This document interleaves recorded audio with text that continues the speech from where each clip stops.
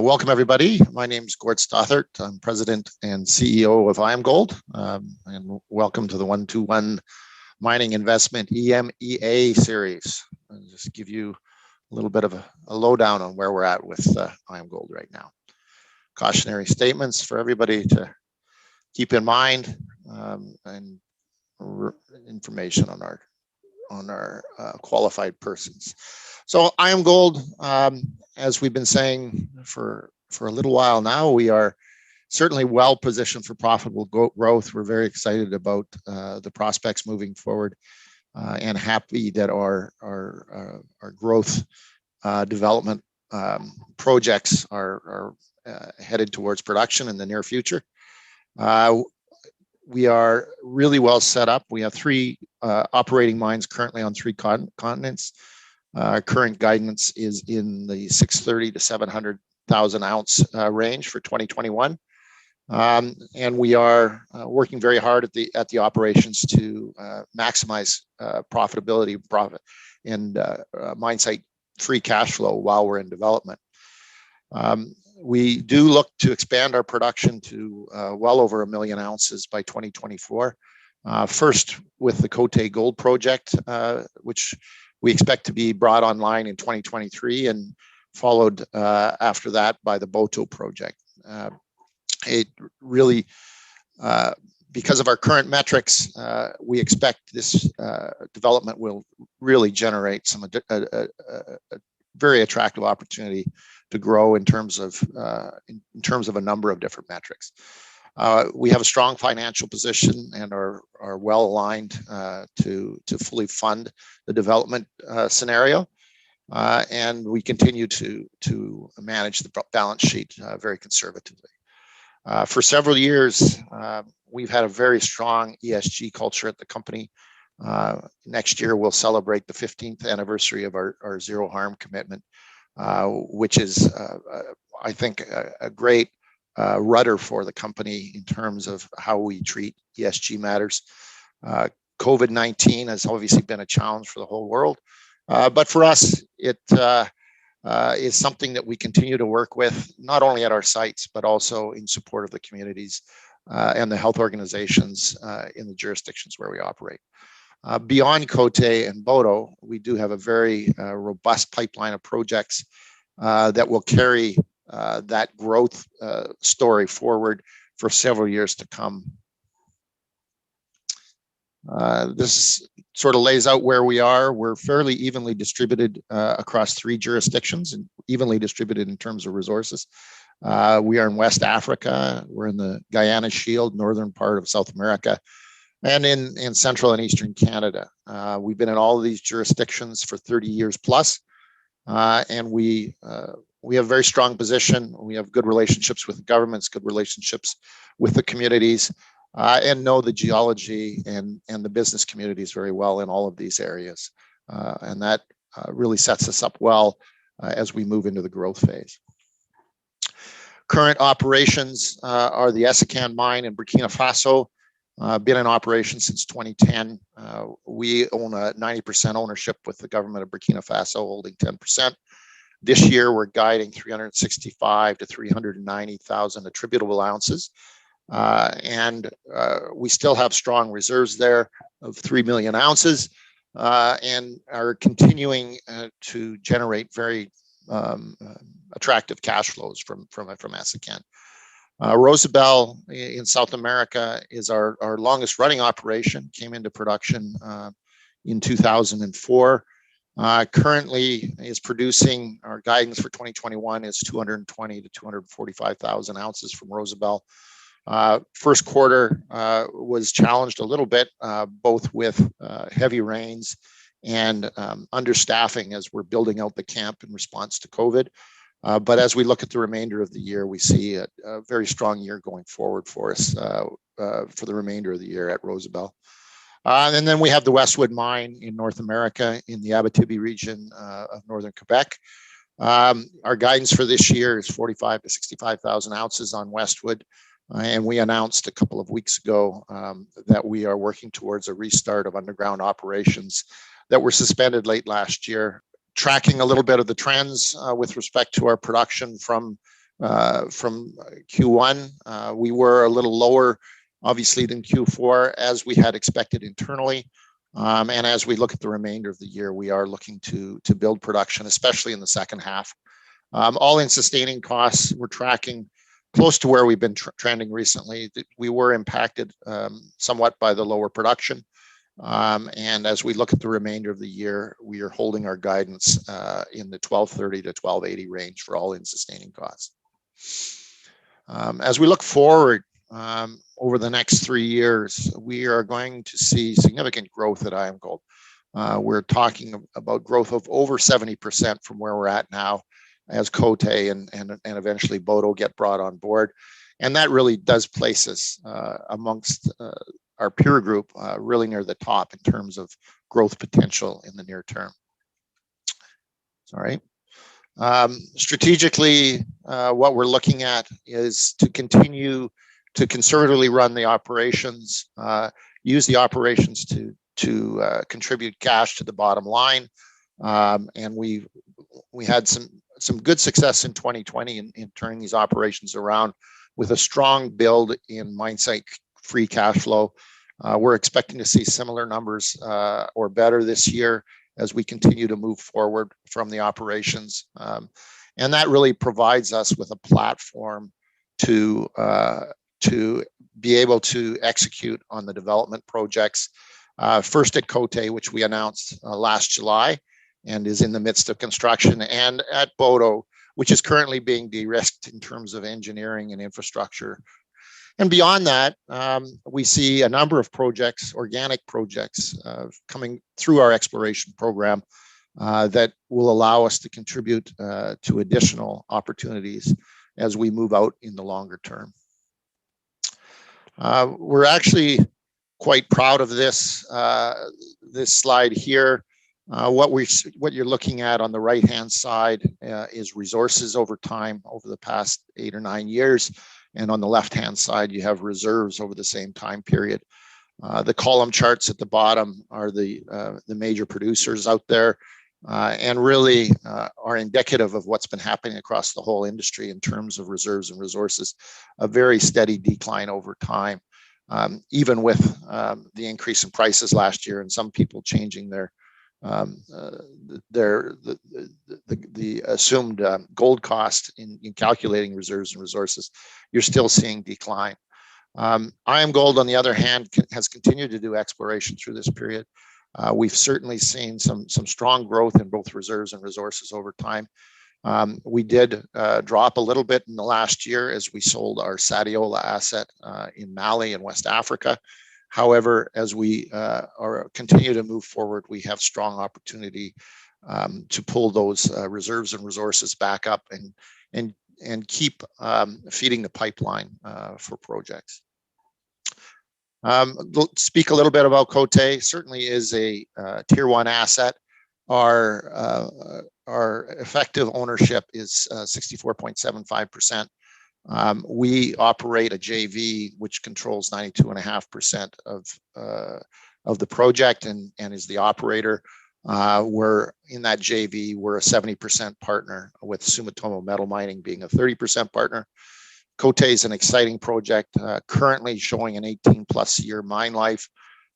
Early production is strong, nearing 500,000 ounces on a 100% basis, with good all-in sustaining costs, with all-in sustaining costs well into the second quartile of the AIC cost curve.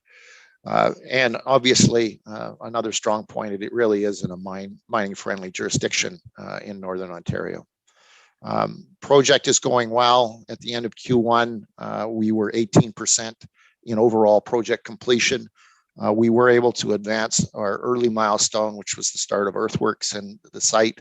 And the team is currently working on the following milestones and what can be done to bring those forward. We are very well advanced on detail engineering, having done a lot of de-risking before we gave construction approval.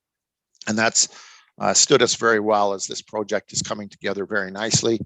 $143 million in incurred costs so far, and our total expected costs being $875 to $925 million looking forward from the construction announcement date. This is a great project for us, obviously on a 100% basis talking here, with gold in the $1,700 to $1,800 range. This is a $2 billion project from the JV point of view. So these numbers are after or with respect to the JV portion of the business. You know, we continue to really look at additional measures we can take and additional growth we can realize out of the Cote asset, and I'll speak to that in a few seconds. When we look at IAMGOLD's placement within the peer group in the market, we certainly are at the lower end in a number of metrics, a number of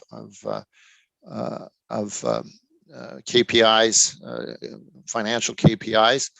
That being said, we do recognize that this is somewhat associated with the fact that we're in the middle of a large construction project, and as we advance that construction project, and as we realize the production growth and the improvement in our consolidated all-in sustaining costs, we really do expect to see a lot of movement and us certainly moving up at least towards the average of the peer group and quite hopefully well beyond that. We maintain a good liquidity position. We are fully funded to execute on the Cote project, currently sitting on approximately $1.5 billion in available liquidity, nearly $1 billion of that being cash on the balance sheet, available cash on the balance sheet. From a net cash position, we remain strong. Last year we were able to renegotiate our senior bonds. Those senior notes are now due in 2028, well beyond the time when the growth cycle will be in place. We were able to negotiate a more favorable coupon rate, and we're well placed balance sheet wise for executing on our growth strategy. We do spend a lot of time, I touched on it earlier, on environmental, social, and governance issues. As I mentioned, we have had our zero harm program in place for a long time, long before ESG was much of a buzzword in the investment community. So it's something we're very comfortable with. We've been recognized externally for it. We continue to work very hard to remain a leader in this area, and recently announced a number of programs with respect to ESG issues. The Rosebel Community Fund in Suriname, support for the Giants of Africa program in West Africa, and continuing to work on bringing potable water to people in and around the Essakane mine, together with our partners, the Canadian government, the One Drop Foundation, and Co-Water, in a project that we call Triangle d'Eau, and we're very excited about that. With respect to COVID, obviously the whole world has been dealing with COVID, and each of our operations have some very strong programs in place. We've also implemented very, very strong protocols at the Cote development project as we continue to work through this period and hopefully get through it in the not too distant future. But hope isn't a planning tool. We need to continue to work hard until we know our personnel can be safe and we can maintain operations with minimum disruptions. But our program does go beyond just work at the sites and the projects. We have been very strong contributors, good corporate citizens in the areas where we're operating, to help those communities and those public health organizations succeed in this challenging environment. We continue to focus on health and safety. We have a strong health and safety improvement trend going back many, many years. It remains an area of focus. Our goal is to make sure everyone gets to go home safe and sound at the end of their cycle or the end of their shift. And I'm really proud of what the team's been able to do in this regard, and look for continued improvement as we move forward. On the exploration side, we continue to look at exploration as a key part of our overall strategy. We think any company that's in the mining business needs to have a vision that includes exploration. We have always run a very frugal program, but well placed strategically. We look to spread our exploration dollars, spend them wisely, but spread them across the jurisdictions where we operate, and also spread them up and down through the different stages of development, such that there is always a chance for advancement and an opportunity to fill near the bottom of the pipeline when properties are much more achievable from an economic standpoint, and then realize success as we move up through the pipeline. As we look at 2021 catalysts, we already announced our first catalyst, which is the completion of the mill optimization project at Essakane, the debottlenecking program.